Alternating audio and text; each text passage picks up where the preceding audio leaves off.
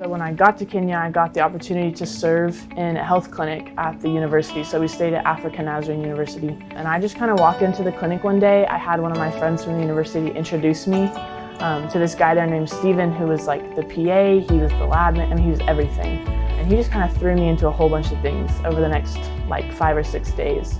And while I got to do a lot of like work and organizing, I also got to have a lot of really, really cool conversations with Steven specifically.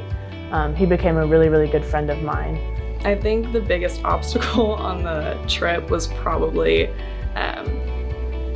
just seeing the place in life that these people were in and how they didn't know about blood pressure or how their heart worked or things that we learn at such a young age, and just realizing how good we have it, and even studying nursing, how much more I want to do in the future, maybe through missions. He asked me what I want to be when I grow up. And normally I would say like, oh, I want to be a doctor. And that was what I thought my calling was. But this time when Steven asked me, I couldn't say that I just wanted to be a doctor. I didn't even really think the words, they just kind of came out of my mouth. But I said I want to be a doctor, but I never want to be a doctor in America. And Steven looked at me and he was really confused. He was like, why would you leave America? And I just kind of realized, like in that moment, I just had a peace and an affirmation that that was still my calling. I had been following, God's plan for my life, but there was more.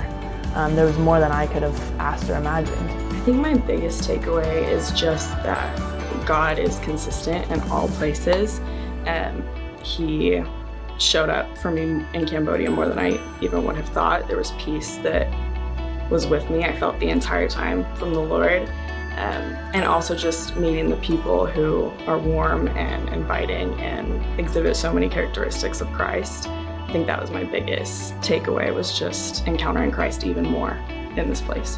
Probably the biggest takeaway is that I just don't want to forget the moments that I shared with the people. I learned that we're all serving the same God, and that everybody wants to be loved, and we're all called to love each other.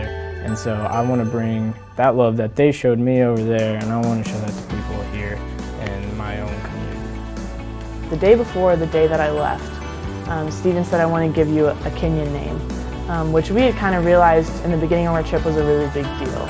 And he named me Mora, which it's actually named after a tree. The name Mora means to not easily be cut down, and so he told me that would apply in my relationship with Christ, and the way that I loved others and the way that I loved medicine. He said that is a passion and a calling that you have that's not easily cut down. And so for me, that was just like overwhelming affirmation.